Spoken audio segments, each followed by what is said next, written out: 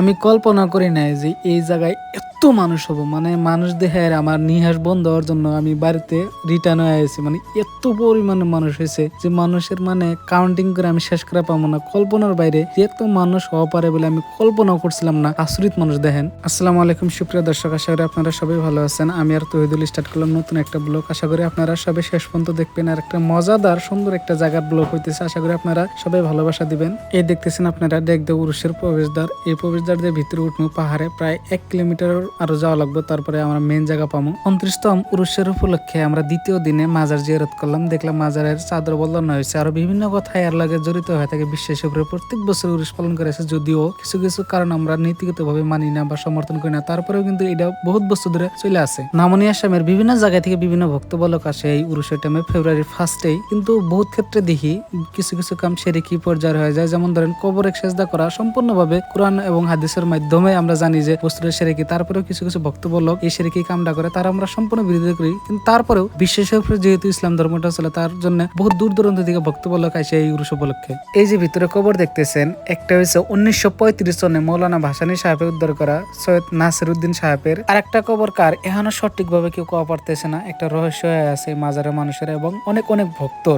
যদিও উপযুক্ত দলিল নাই, কিন্তু বিশ্বযুদ্ধের টাইমে পশ্চিমা দেশগুলো থেকে অনেক মানুষ আসামে আসে, পাহাড়ি অঞ্চলে বসতি করে। তার পরবর্তী সময় একটা সময় দেখা যায় যে মানুষগুলো আর ফিরে যায় না, এবং একটা সময় তাদের মৃত্যু হওয়ার পরে বিভিন্ন জায়গায় সমাধিস্থল পাওয়া যায়, যেমন হাজু, ধুবড়ি, গল্পরা। উরুষ উপলক্ষে বহুত কিছু দেখি প্রত্যেক বছরে। কিন্তু ব্যতিক্রমী বস্তু হলে এই যে মোমবাতি নিয়ে ভিক্ষা করতে এসে ফকির, এই ফকিরের অবস্থা দেখে আমার খুবই খারাপ লাগে। বিভিন্ন ফকির দেখলাম একদম ছোট থেকে দেখি আমি, যেহেতু আমার বয়স প্রায় 23+, আমি এই স্থানীয় একটা মানুষ, আমি বহুত কিছু জানি এই জায়গার বিষয়ে, বহুত কিছু নলেজ আছে। তবে ছোট থেকে এই বস্তুগুলো দিয়ে প্রত্যেক বছরে এত অসহায় মানুষ আমি দেখে খুব কষ্ট লাগে।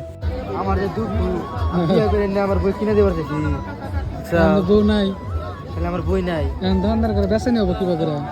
এই কারণে বিয়ে নাই। আমার এখানে কত মানুষ যে ভাবতেছে কিনে কিনে মানে কি করবো। কি সুন্দর সুন্দর, কি সুন্দর সুন্দর কানের কা। হাই হাই রে ভাই আমার যে বউ নাই এখন কি করবো?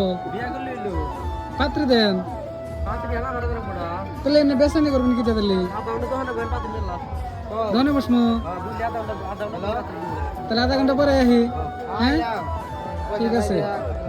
তো গাইস দেখতেছেন কত সুন্দর সুন্দর, কিন্তু বেড লাগলে আঙ্গরে ওরম ফিমেল পার্সন নিয়ে লাইফে আর দহন ধরে করতেছে আধা ঘন্টা দহন করা লাগবো।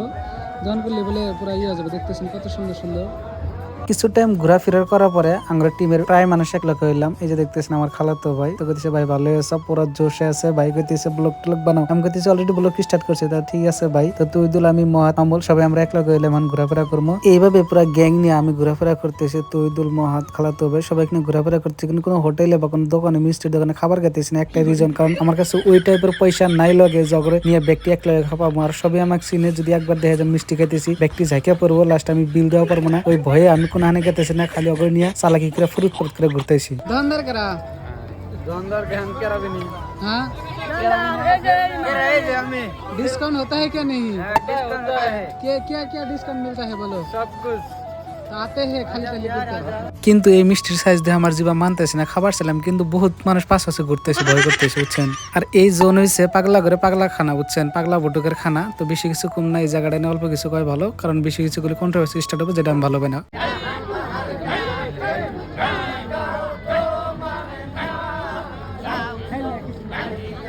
এই প্যান্ডেলের তলে আখরি দিনে আখরি মোনাজাত এবং জলসা হবো।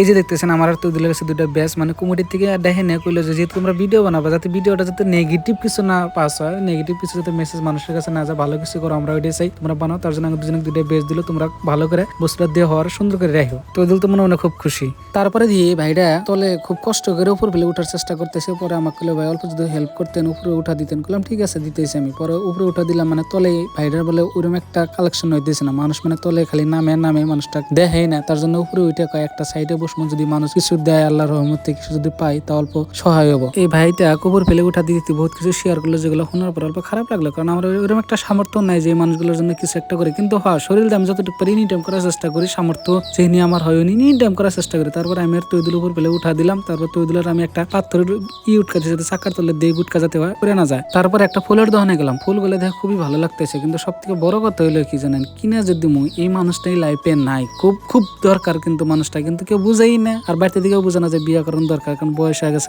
যদি বিয়ে করা দেয় তাও বইয়ের জন্য এত সুন্দর সুন্দর ফুল নেওয়া পারি, বই গিফট দেওয়া পারি। বই নেই ঠিক আছে, আমি তো আছি, আমার জন্য একটা চশমা কিনা সামনের দিকে আকবাইরে দিয়ে সৌদির ভাই এসে, সৌদির ভাই ভাই চশমাটা কি বাজে, ভালো লাগে না। ওগুলো করলাম দেখছো চশমাটা ভালো লাগে না, তোমরা নিয়ে দিলাও। তারপরে গেলো না যাই হোক নিশাও, যদি নিশাও তো চশমাটা দেখতেছে, কইতেছে আবার চশমা তো আমারও আছে। তারপর শুয়ে দিয়ে কইতেছে মজা।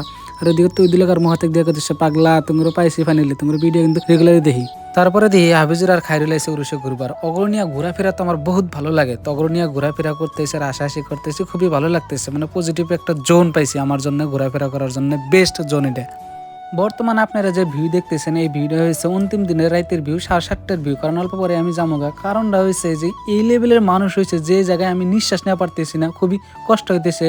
1 নম্বর কথা হইলো জল্লেশ্বর উরুষা নাই এবার, 2 নম্বর কথা হইলো সূর্য পাহাড়ে এখনো মেলা লাগে নাই, তার জন্য এই জায়গায় এবার এত মানুষ হয়েছে কেউ কল্পনা করে নাই। যার জন্য আমি 8টা বাজার লগে লেগে বাড়িতে এসে পড়লাম, কারণ এত ভিড়ের মাঝে আমি ঢাকাটা কি করে চলাফেরা করা পাবো না, কারণ কি করবো সবকিছু দেখা শেষ, সবকিছু খাওয়া দাওয়া শেষ। তার জন্য আমি বাড়িতে রিটার্ন হইলাম 8টা বাজার সঙ্গে সঙ্গে, কারণ এত ভিড়ের মাঝে আমি ঠেলাঠেলি করে চলাফেরা করা পারবো না। খানিক পরে আরো অনেক মানুষ হবে। তো আশা করি আপনাদের ভিডিওটা ভালো লাগছে, তো সবাই ভালোবাসা দিবেন। খোদা হাফেজ।